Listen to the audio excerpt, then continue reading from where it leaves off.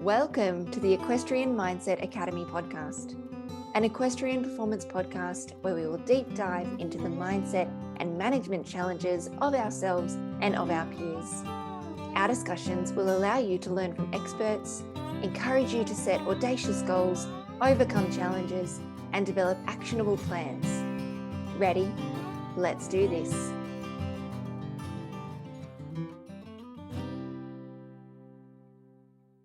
Hello everyone, and welcome back to the Equestrian Mindset Academy podcast. For all those who are new here, my name is Lauren, and I am very excited to have you joining us. If you are new, just make sure that you go to whatever app you're using and you subscribe or follow so that you never miss any future episode. So I don't know how it's been for you, but it has been very rainy here, and we've really not had much time to work the horses lately, and I have a clinic coming up. And I have to do a lot of managing my mindset around not being able to work the horses and a little bit about how muddy they are ahead of the clinic coming.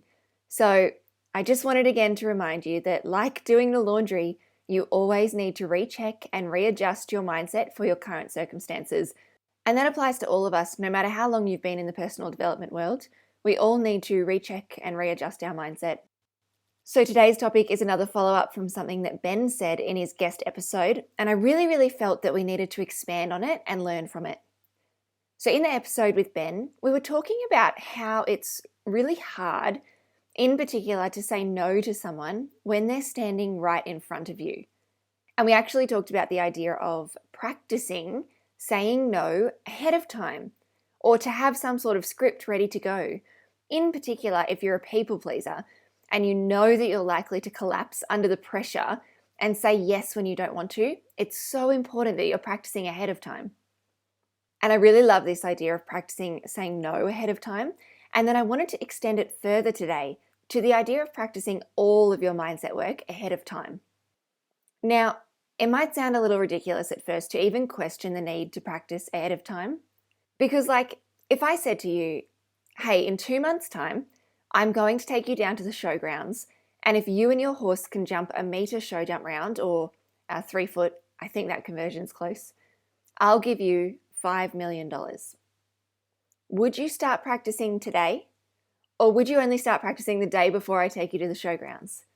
I guarantee you that you'll start practicing today. You want that $5 million. How about this? If I said in 2 months' time, the vet is coming back to reassess your horse and he needs to have lost about 50 kilograms so that he's no longer adding weight to some of his laminitis issues. And you know that he's kind of on the borderline of the discussion of him being put to sleep. So would you start working with him now, or only the day before the vet arrives for the next check? Hopefully the answer is now. And you can see in both of those examples that it's really driven by the why behind, the reason behind why you're making the choice, and whether or not you're going to practice or not practice is driven by that why. So in the first example about the $5 million, it's because you want that outcome so much. And in the second, it's a little bit that you don't want that outcome so much, like your horse being put to sleep, that you are willing to work for it. So basically the opposite choice of doing nothing is so unbearable that you are willing to practice ahead of time. And it's so obvious when we talk about it like that with those two examples as a real tangible outcome. But then why wouldn't we set ourselves up for success in a similar way with our mindset work? And perhaps it's because our brain flips into its negativity bias, or it overrides our positive go-get-'em attitude with one of feeling lack or inability. Or the other reason is that we just don't believe that we can make mindset changes, whereas the physical changes feel a lot more doable to us. And lastly, I think it's a little bit because we were never taught to do this or even really think about doing it. And that's just something to reflect on in our own lives and about how we're currently operating. So I want to start off with a project management type concept that I use in my day-to-day project management work and engineering work in the space industry.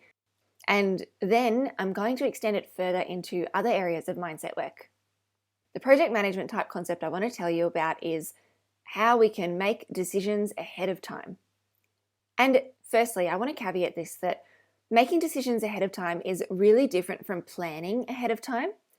Planning ahead of time is just kind of articulating an idea for later at some random point in time, but plans can change and they're really fluid. plans without a strategy for how to execute them nearly always fall through. Making decisions ahead of time is a very, very simple thing to do in a much more constrained time period. And actually going through these steps means that you'll be able to weigh up the pros and cons, you'll understand the likely outcome. And this is all much better than when you make the decision on the spot and you don't have time to think through all of those variables. So you can kind of see where I'm going, right? With Ben, we talked about people pleasing and how when you're standing there in the moment, it's really hard to say no. But if you've thought about it ahead of time and you know the pros and cons of saying no or saying yes, and you understand what you want to say instead, you're much more likely to have the outcome that you want. Same thing when we talk about decisions ahead of time. So here's the steps to make a decision ahead of time. Step 1, I want you to decide what you will do ahead of time. And I know that sounds really simple, but think about it.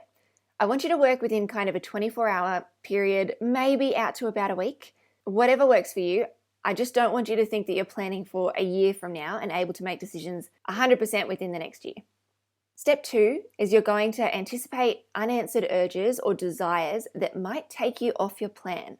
You need to know your reasons for sticking to your plan. And step 3 is the follow through, the actual doing what you said you were going to do. And what I love about this system is mostly that step 2 piece, the anticipating the urges piece.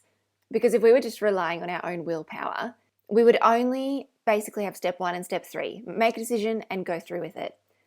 And the difference here is that you take the time to be really realistic about what goes on in your mind and in the moment, that it's actually time to do the thing, and what you think your primitive brain will tell you in that moment. In this case, you'll be more ready for it and way more likely to stick to the plan. And I'll give you an example. Let's say that I'm going to take my horse on the cross-country course tomorrow. If I get to that cross-country course with no decisions made, it's likely that I will potter around, I'll jump a couple of jumps, I might not actually train for what I needed or what I wanted to, or I might even run the risk of over-facing my horse and presenting him to certain jumps that he's just not ready for because I haven't thought it through ahead of time. But if I make my decisions ahead of time, it might look something like this. So step 1, decide details. So I'm going to be on the course at 10 a.m. I know that we've previously refused the water jump entry, so we are going to focus on walk, trot, canter, and jump entries into the water. And I'm going to break that up with some roll tops because he's really, really confident over them, and I think that helps him get his confidence up again to reapproach the water jump. My decision will also be that I am not going to jump any drops, ditches, or brushes because we're focusing on our plan at the water jump today, and I really don't want to overwhelm his session, and I want him to end on a win.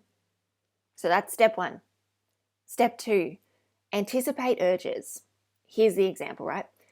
I know that my friends will be there on that cross-country course, and I don't mind if they go and train whatever they want. I am going to stick to my plan. If my horse does better than expected at the water jump, I will end the session early and on a win rather than being distracted by the other types of jumps that I already said that I wouldn't focus on. If it rains less than 5 millimeters, I'm still going. And I need to tell myself that because I tend to quit if it's wet. And the other thing that I'm going to anticipate is that I don't need to break the session early for a snack.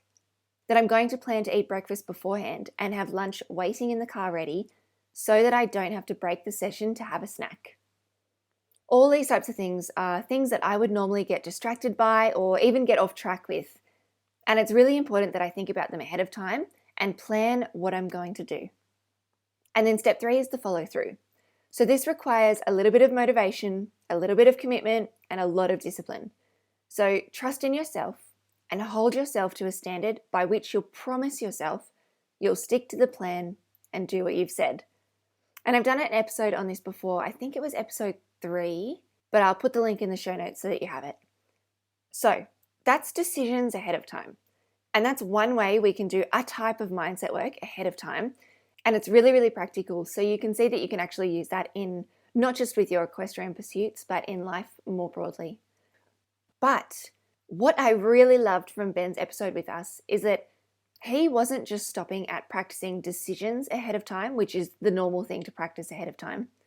He talked about practicing other aspects of life that involved mindset work as well.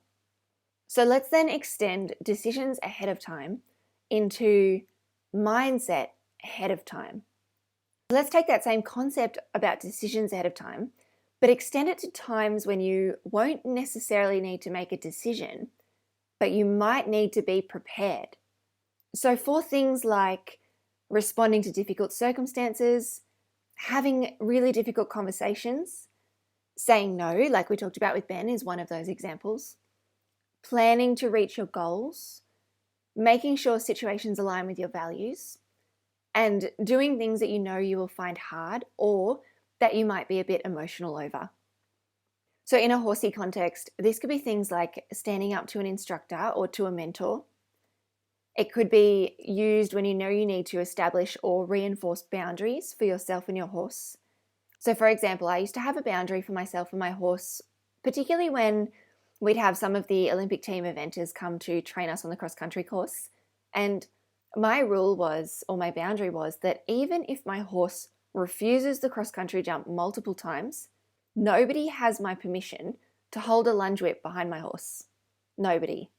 I was never comfortable with that, and it was a boundary that I had to set for myself, and it was a difficult conversation that I had to have quite a few times with different trainers. This mindset ahead of time also means that you can be more vocal about your values, like doing things like telling your friends you can't look after their horses for free while they go on holidays for 8 weeks because you just don't have the time or the capacity. Or telling your barn owner that you don't have the time to exercise other people's horses anymore. Or one of the ultimate difficult situations that you want to be prepared for in terms of mindset work is when you need to prepare to have your horse put to sleep. And in any of those types of situations that I just described, yes, there may be a decision or two, but there are also other mindset preparations that need to be done. And in this case, you can use similar steps to the ones we used before. So step 1, decide your mindset. So in this case, it's not about deciding the outcome. It's about deciding your thoughts or your feelings that you want to feel or think ahead of time. And you need to really understand and be so clear on the why. So for example, I used to ride a lot of other people's horses for them when they'd ask me. So if I was preparing my mindset ahead of time, the thought I might want to think is something like, I have a lot of spare time so that I can rest and do what I want to do for myself. Or something like that. It might be shorter, it might be longer. This is just me making it up on the spot. The feeling might be a sense of calm, a sense of confidence, a sense of spaciousness, and a sense of knowing that I'm doing the right thing for me. And from that place, from that mindset, I know that if someone asks me to ride their horse for them, I'm better prepared to make a clear decision that aligns with my values and with my thought. Step 2 is the same as when we are making a decision ahead of time versus we are doing mindset work ahead of time. So it's that anticipating urges piece. So you need to think about the points where you might cave in or stories that you might be tempted to make up on the spot. You need to think about how you might want to react and respond and plan all of it out. And step 3 is to take that deep breath and follow through. And remember that whole time that your thoughts and your feelings have been set up and prepared ahead of time to align with your values. They are aligning with the mindset of the person that you are choosing to be and choosing to become. Now, the one thing I do want to mention here is that there's a very common misuse of this tool, and that is that I see people be really unrealistic or rigid with it, and then they use it as a weapon against themselves. So it means that you kind of make a large or unrealistic plan, and when you don't follow through, you might beat yourself up afterwards. So for example, let's go on that cross-country outing again. Let's say I'm going cross-country with my horse and I need to work on the water jump and only the water jump.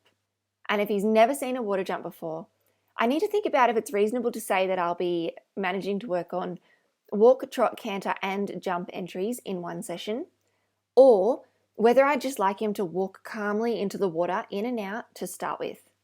If I've said that I want walk, trot, canter, jump entries, and then my horse is new to the water complex and isn't able to reach that goal, no matter how hard I push, I'm going to feel like I wasn't able to follow through on my decision. And there's this real risk there of me beating myself up or using it against myself. Things like, see, I knew I couldn't ride a water jump, or this horse is the worst. And I just say, don't do it. check that it's reasonable first. Ask yourself if it's reasonable first. It's the same with the mindset scenarios. So you need to make sure that the new thoughts and the new feelings that you choose seem achievable and believable to you. Achievable and believable. Otherwise, it doesn't matter how much you plan ahead, it will always fall through in the moment. So like I said before, me telling myself that I am calm and spacious and I don't need to help others ride their own horses might not be something I believe. But something I might believe might be like, I don't have enough time for myself and therefore I can't help others ride their horses at this moment. That might be a better thought that actually helps me get across the line of saying no the next time somebody wants me to ride their horse for them, rather than me believing that I am confident and spacious and I have all the time in the world. Okay, we've talked about a lot, but for the actionable takeaway, I just want to summarize those points for you again so that you can make a decision ahead of time or you can start practicing your mindset ahead of time. So step 1 was decide on your mindset or decide on the details of your plan. Step 2, anticipate urges and think about your strategies to deal with them. And step 3, follow through. And as a reminder, don't make the plan or the details of your mindset so big or so far-fetched that you don't believe them. It needs to be achievable and believable. Now I know you've got this, but if you would like to take this work further, then it's time to go to my calendar and sign up for my discovery calls. So these are an excellent opportunity for us to meet and greet and for us to talk about how performance coaching, mindset work, life coaching, NLP might be able to help you in your equestrian pursuits or in life more broadly. So you can book directly into my calendar. The link is in the show notes. Or if you message me through my website contact form or my socials, I'll flick you the link. Now we all know that our mindset impacts our horse training and our horses pick up on our emotions and our feelings so easily. My goal with this podcast is to use this type of mindset and management work to balance your life inside and outside of the arena so that you can be more effective in your horse's training or rehabilitation. And with that, I just want to say thank you for tuning in today. If you like what you've been hearing and you think others might benefit from the Equestrian Mindset Academy podcast, I have a huge favor to ask. It would mean a lot to me if you would take a few minutes just to rate or review the podcast. The reviews are really, really important to helping a podcast be discoverable to other people. And I'd really like us to start spreading this word about mindset and management in the equestrian community. Please also remember to subscribe to the podcast on whichever platform you're listening on so that you don't miss any of the future episodes. You can also follow along on the socials at equestrian_mindset_academy. And I'm pretty sure in the last episode I forgot that I had underscores in that. So I think Instagram has the underscores, not Facebook, but I'm sure that you'll find it Equestrian Mindset Academy. The links are also in the show notes. Have a wonderful week, everyone, and I'll speak to you soon. Thank you so much for listening. My goal is to help you more effectively train or rehabilitate your horse by focusing on your mindset and your management, both inside and outside of the arena. If this sounds like something you'd like one-on-one help with, or if you would like to follow along for more, come join me on Instagram or Facebook at Journey of Equine. The links will be in the show notes. Have a great week, everyone.